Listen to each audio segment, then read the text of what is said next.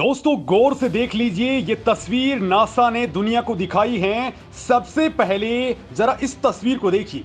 ये चांद की वो तस्वीर है जहां जो डॉट्स आपको दिखाई दे रहे हैं, ये बहुत बड़ा मामला है। ये तमाम वो लैंडिंग साइट्स हैं जहां पर अब तक चंद्र मिशन लैंड हुए हैं और ये डॉट्स भी अलग अलग रंग के हैं, जो बता रहे हैं कि अलग अलग देशों के अलग अलग रंग हैं। और आप वहां पर ठीक नीचे चांद पर एकदम अलग थलग एक पर्टिकुलर स्पॉट को देखिए। यहां पर दो ग्रीन डॉट्स आपको दिखाई दे रहे होंगे। आप साफ देख सकते हैं कि यहां पर लिखा है चंद्रयान 2 और ठीक उसके बाजू में लिखा हुआ है चंद्रयान 3। ये जो चंद्रयान 2 लिखा हुआ है, ये दोस्तों वो साइट है जहां पर विक्रम लैंडर ने हार्ड लैंडिंग की थी। उसे ग्रीन से पॉइंट किया गया है और उसके ठीक थोड़ी दूर पर आपको नजर आ रहा है वो पॉइंट जिसे चंद्रयान 3 के रूप में इंडिकेट किया गया है। दोस्तों ये वो पॉइंट्स है जो चंद्रयान 3 की प्रपोज्ड लैंडिंग साइट है। मतलब कि इसरो के वैज्ञानिक ये जानते थे कि बिल्कुल सेम लोकेशन पर चंद्रयान 3 को भेज दिया जाएगा।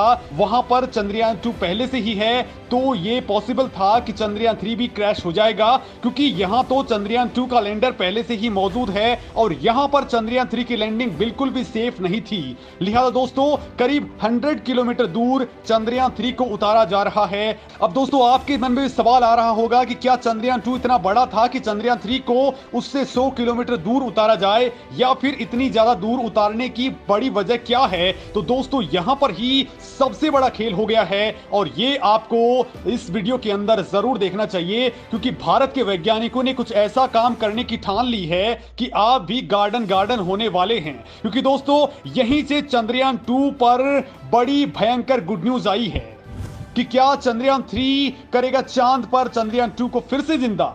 चंद्रयान 2 में लगी है ऐसी तकनीक, क्या वो फिर से जिंदा कर पाएगी चंद्रयान 2? क्या प्रज्ञान रोवर पहुंचने वाला है डेड चंद्रयान 2 तक? आखिर क्या छुपा रहा है इसरो? क्या इसरो अब भी फूंकना चाहता है चंद्रयान 2 के अंदर जान? दोस्तों ये बड़े सवाल हैं, बड़ा मामला है, क्योंकि ये राज हर कोई जानने को बेताब है। और दोस्तों इस वक्त हमारा चंद्रयान 3 धरती से 1,27,609 किलोमीटर इंटू 236 किलोमीटर के ऑर्बिट में 40,400 किलोमीटर की रफ्तार से उड़ान भर रहा है। वो 1 अगस्त की आधी रात को 12 बजे से लेकर के 12:30 बजे के बीच में लूनर ट्रांसफर ट्रेजेक्ट्री के अंदर चला जाएगा, यानी चंद्रयान 3 लंबी यात्रा पर निकल जाएगा। लेकिन दोस्तों ये रास्ता कैसे दिख रहा है, ये चांद की उस जगह पर कैसे पहुंचेगा जिसके बारे में मैंने आपको बताया है। क्योंकि चंद्रयान 3 में किसी भी तरह का जीपीएस सिस्टम नहीं लगा है। अंतरिक्ष में वैसे जीपीएस सिस्टम काम भी नहीं करता है, तो फिर ये अपना रास्ता कैसे तलाश रहा है? और जिस चांद पर हाईवे की बात हो रही है उस पर ये कैसे चला जाएगा? तो पहले दोस्तों ये बात मैं आपको बता देता हूं, जिसके बाद में चांद वाली बात आपको बताऊंगा। दरअसल दोस्तों चंद्रयान 3 में कई सारे कैमरे लगे हैं, कई स्टार सेंसर्स लगे हैं और कई ऐसे इक्विपमेंट्स लगे हैं जिनके जरिए अंतरिक्ष में दिशा तय कर पा रहा है। ये रात के टाइम पे ध्रुव तारे और दिन के वक्त सूरज की मदद से रास्ता देख पा रहा है। दोस्तों ध्रुव तारा उत्तर दिशा की ओर इंडिकेट करता है और इसके अपोजिट साउथ डायरेक्शन होती है। और दोस्तों जब हमारा चंद्रयान 3 चांद पर उतरेगा तो चंद्रयान 3 में laser and RF based altimeter और लेजर डॉपलर वेलोसीमीटर लगे हैं। ये दोस्तों उसके इंजन को एक्सीलरेट या डी एक्सीलरेट करने में मदद करेंगे। ऑन बोर्ड कंप्यूटर ये तय करेगा कि कौन सा इंजन किस वक्त पर ऑन होना है, साथ ही किस डायरेक्शन के अंदर ये जाएगा। दोस्तों लैंडिंग की साइट भी चंद्रयान 2 के ऑर्बिटर ने बिल्कुल फिक्स कर दी है और ये सारा का सारा मामला उसके मुताबिक ही काम करने वाला है। लेकिन दोस्तों इसी बीच आज एक ऐसी खबर सामने आई है जिसने भूचाल ला करके रख दिया है, क्योंकि ये खबर ही है ही कुछ ऐसी, किसी के भी रोंगटे खड़ी कर सकती है।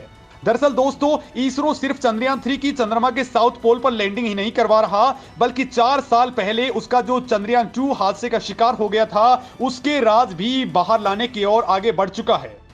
इसरो ने कुछ ऐसा जुगाड़ लगा लिया है, कुछ ऐसी तकनीक उसने डेवलप कर ली है, इसके अंदर असेंबल कर दी है कि चंद्रयान 2 पर बड़ा खेल हो सकता है। लेकिन क्या ऐसा संभव है? क्या लैंडर विक्रम या प्रज्ञान रोवर ऐसा करने वाले हैं? और दोस्तों क्या इसरो अब चंद्रयान 2 के डेड पड़ चुके राज को फिर से जिंदा करने में लगेगा? और क्या इसके अंदर चंद्रयान 2 बड़ी मदद करने वाला है? तो दोस्तों इसरो की कोशिश है कि जो विक्रम लैंडर क्रैश हुआ था वहां तक चंद्रयान 3 का प्रज्ञान रोवर ट्रेवल करते हुए उस लोकेशन तक पहुंच जाए। चंद्रयान 3 के प्रोपल्सन मॉड्यूल में ऐसी टेक्नोलॉजी लगाई गई है जो चंद्रयान 2 से कनेक्ट हो सकती है। लेकिन दोस्तों ये काम करने के लिए चंद्रयान 3 को उस लोकेशन तक जाना पड़ेगा, लेकिन उस जगह पर हम चंद्रयान 3 की लैंडिंग भी नहीं करवा सकते हैं क्योंकि चांद पर ग्रेविटी नहीं है और वहां पर कोई भी चीज तोड़ो तो वो मीलों तक फैल जाती है। चंद्रयान 2 जब काफी स्पीड के अंदर चांद की सतह पर लैंड हुआ था तो इतनी भयंकर स्पीड में उसका मलबा कई किलोमीटर दूर तक फैल गया होगा। ये टुकड़े 50 से लेकर के 60 किलोमीटर तक भी हो सकते हैं। दोस्तों यहां तक कि आप भी हैरान हो जाएंगे इस बात को जानकर के कि चंद्रमा की धूल मिट्टी के कणों को भी हवा में 30 किलोमीटर तक उड़ते हुए नोटिस किया गया है। ऐसे में दोस्तों चंद्रयान 3 को सेफ जगह पर उतारना सबसे पहले बेहद जरूरी है। और दोस्तों जिस जगह पर यह उतरने वाला है वहां पर सिग्नल्स की भी बड़ी दिक्कत आती है।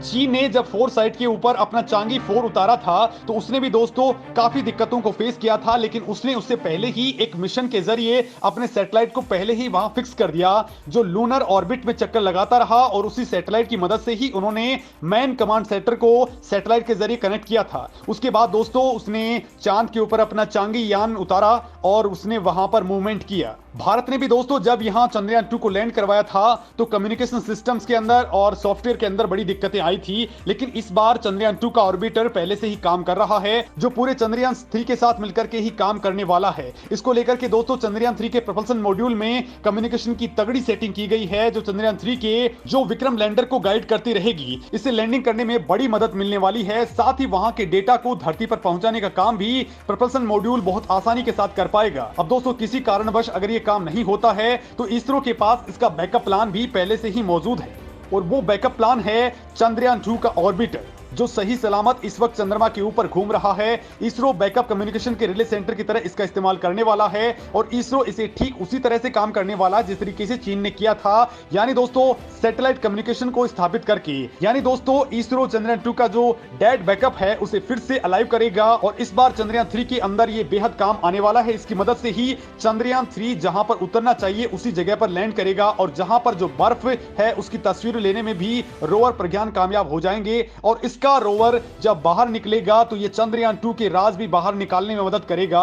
यानी दोस्तों इसरो का चंद्रयान 3 चंद्रयान 2 के बड़े राज निकालने में भी बड़ी मदद करने वाला है और इस मामले में ये रेडी भी हो चुका है। इसरो ने इस मामले को लेकर के ऐलान भी कर दिया है कि जो भी राज होंगे वो बहुत जल्द खोज लिए जाएंगे। हालांकि दोस्तों इसके लिए 23 अगस्त से लेकर के अगले 14 दिनों तक इसका इंतजार करना पड़ेगा और इसी दौरान ही इसरो के वैज्ञानिक भी चंद्रयान 2 को डिकोड करने की पूरी कोशिश करने वाले हैं। दोस्तों आपको क्या लगता है कि इसरो के वैज्ञानिक इस काम में कामयाब हो पाएंगे? कमेंट करके जरूर बताएं।